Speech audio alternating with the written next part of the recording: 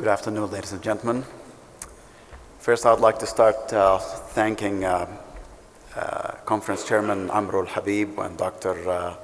Abdulrahman Sabbagh, Scientific Committee Chairman, the Saudi Association of Neurosurgery of the annual conference, and all of the participants in this annual conference. On behalf of Saudi Arabian Airlines and all of my colleagues, I would like to thank you for this beautiful invitation. And I think, Dr. Russell, I would like to ask you later on why the human brain, as you know, it is a very sophisticated machine, start working from the minute that you were born. And it never stops until you start to give a conference in front of an audience. I don't know, why is that a brain freeze? Huh?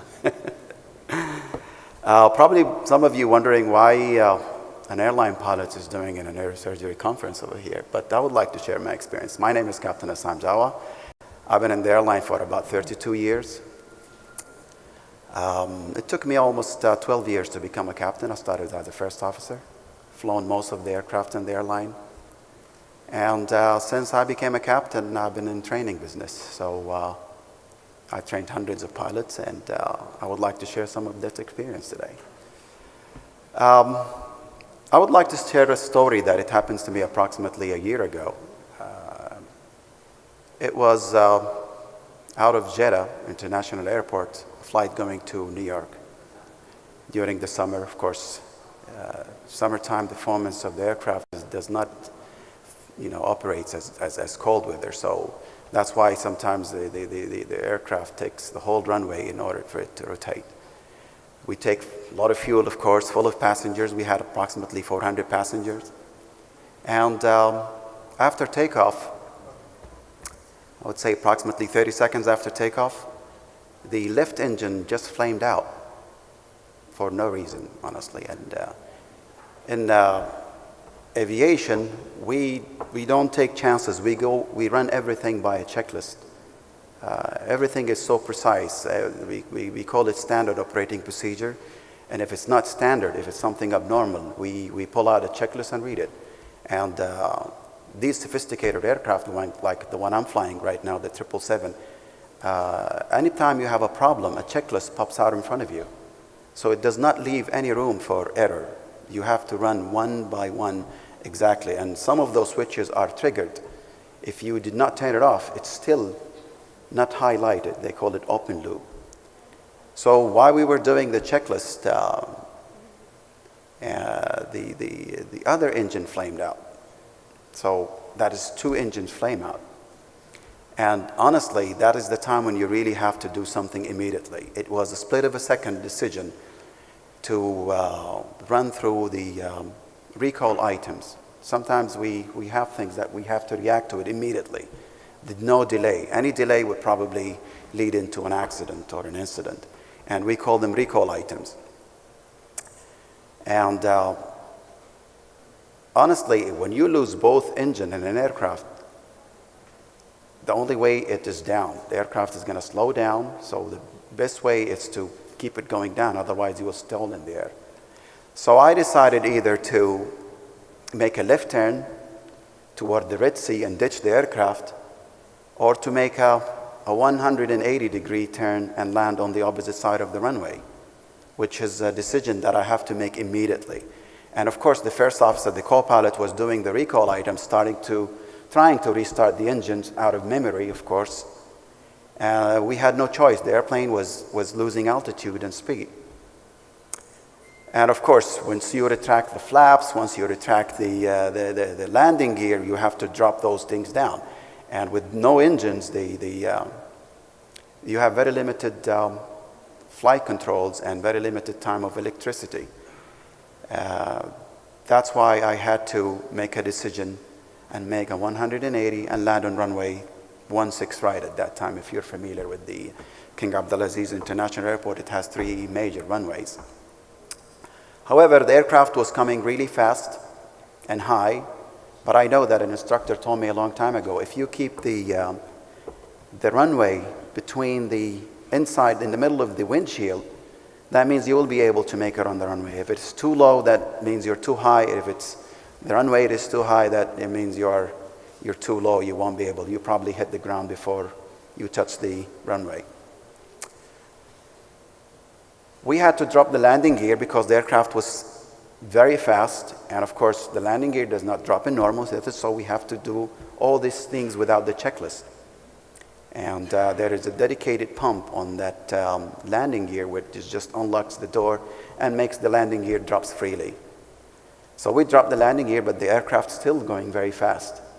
And we were a little bit high, but finally we managed to get the speed, and honestly, I remember that we landed in the middle of the runway.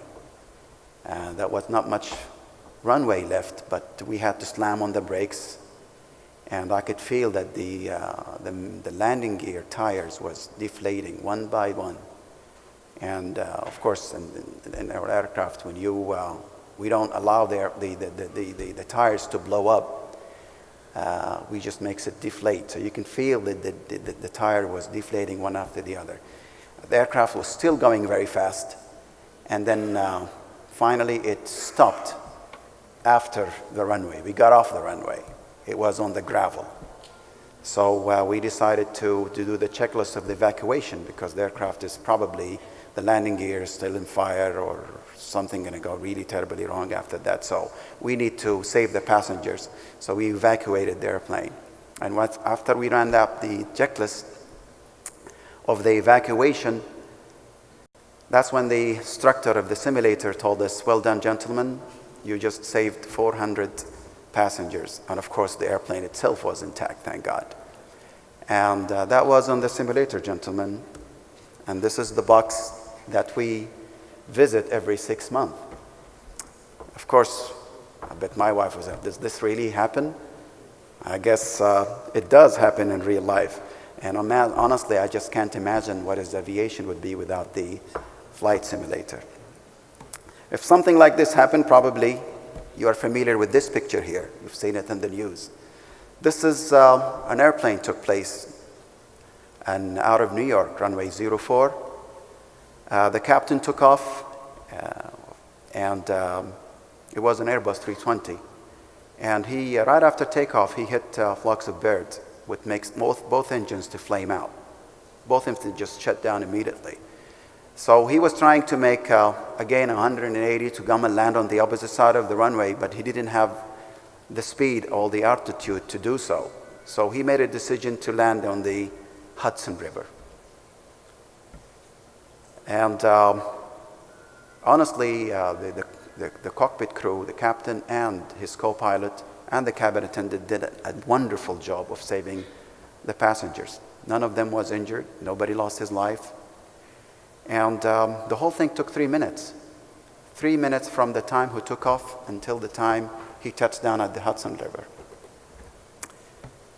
And honestly, this is what the simulator looks like. If I close your eyes and I put you on the simulator for the first few seconds, you honestly believe that you are in a real aircraft. The virtual reality gives you 270 degrees. You can almost feel everything inside the simulator. And as I said, I just can't imagine what is the aviation industry would be without a machine like that. Let me just talk about the benefits of the simulator and training. Practice until the second nature is normal. We can always, the instructor always stop the simulator and let you do it again and again and again, so it becomes normal for you. That's why we handle situations like this and just in case if we have it in real life. They are just too dangerous or even impossible to train in the aircraft, and you will always walk away from it, whatever it happens. Train anytime, 24/7. As you know, the weather sometimes could be an obstacle for us, ATC, all kind of delays that we can avoid of having it in the simulator. Train in less time for less expenses, and save wear and tear on the aircraft. Less time for less expenses. The aircraft, the operating cost of an aircraft, of course it depends from one aircraft to the other. Like for instance, the 777, the operating cost for an hour, it cost about $10,000. That includes fuel, catering, even the crew. However, the operating cost of the simulator costs from $500 to $600. So that's a huge difference in cost here. Save wear and tear on the aircraft. I remember the aircraft we used to fly before, like the 737, they all have simulators.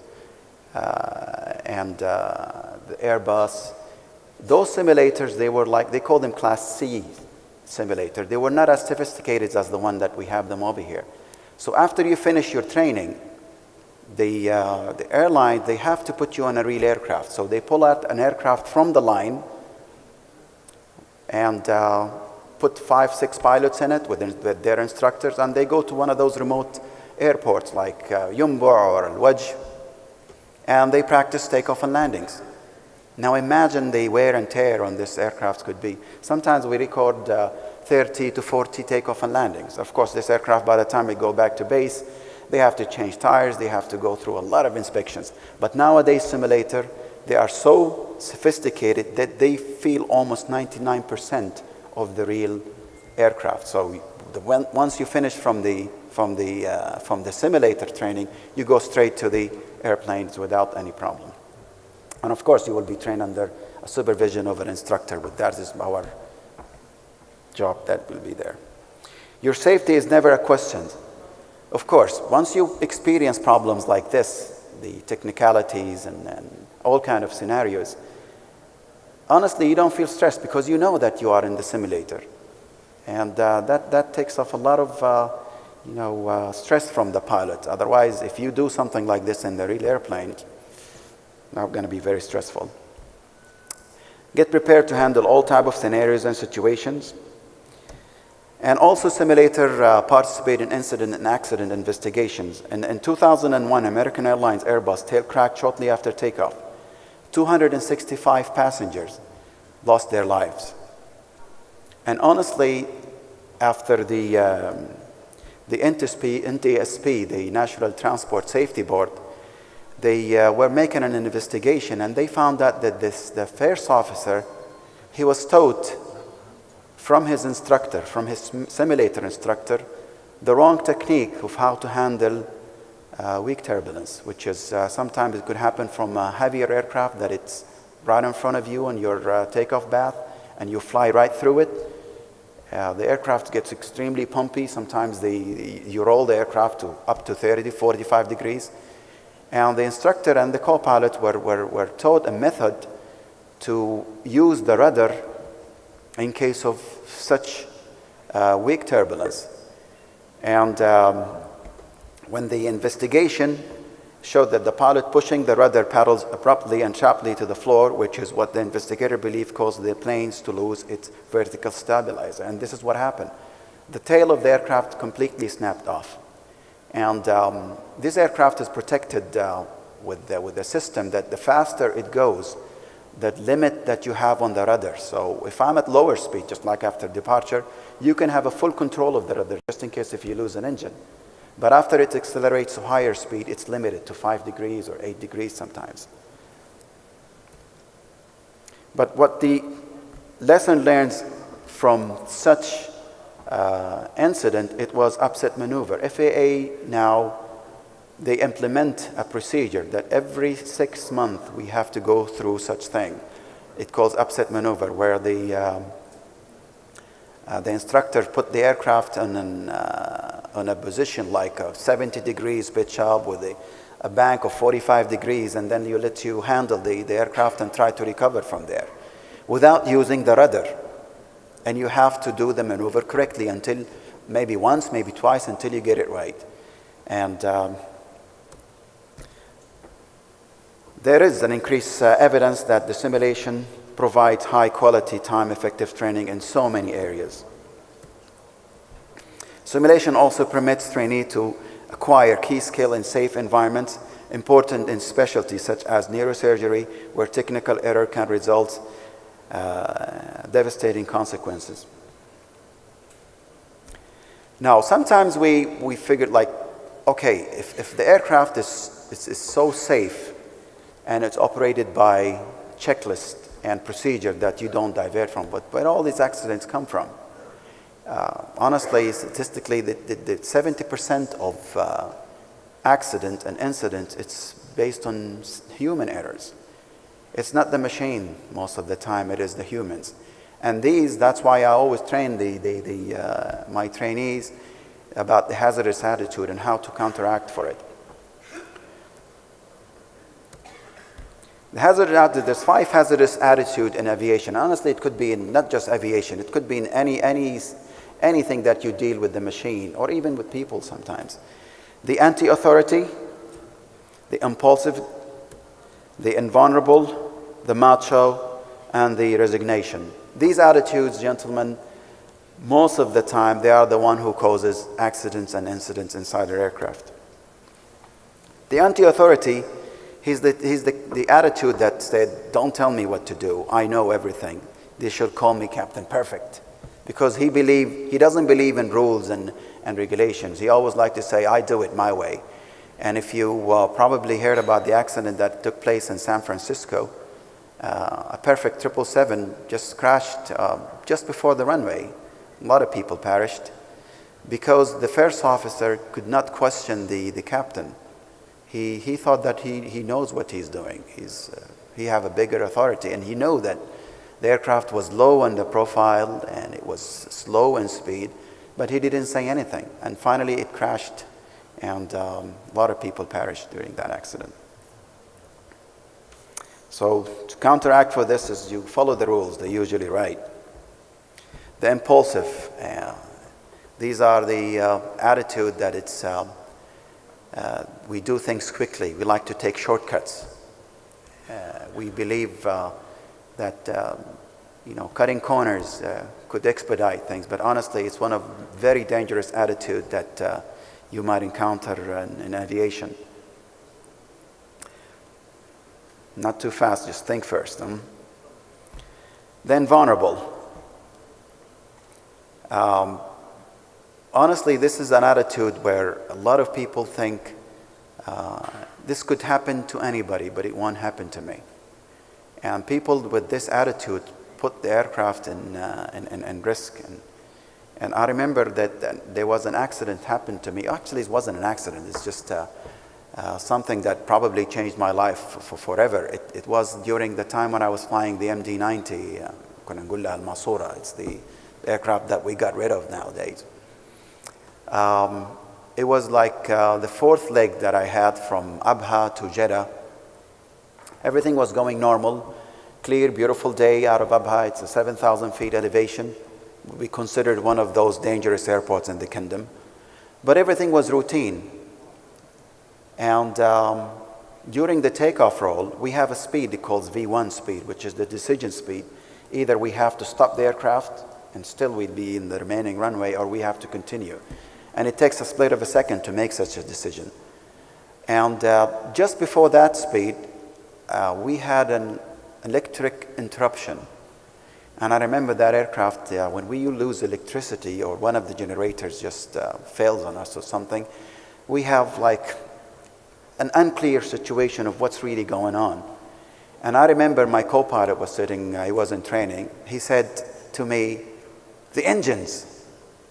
And honestly, it just scared me for a second because I thought that we lost the engines. But it took a split of a second for that. I looked at the engine and the engines were okay. And I said, just continue. And we did continue. After we took off, we found out that one of the generators just failed, which is not a big deal at all. And we started the ABU. It's a small engine in the tail of the aircraft. We call it the auxiliary power unit. And they took care of that generator. And we continued to our destination. 3 weeks after that, the same airport, a captain made a decision to reject the takeoff, blow up a couple of tires, and after the investigation, they found that he lost the generator. Exactly what happened to me, gentlemen. And there was no need for him to reject the takeoff. And after the investigation, they find out that it was his mistake, and the captain, he lost his job. So these kind of things, honestly, does not just, it really affects our career too. Gentlemen, thank you very much. I wish I can spend more time, but my time is up. Thank you for listening.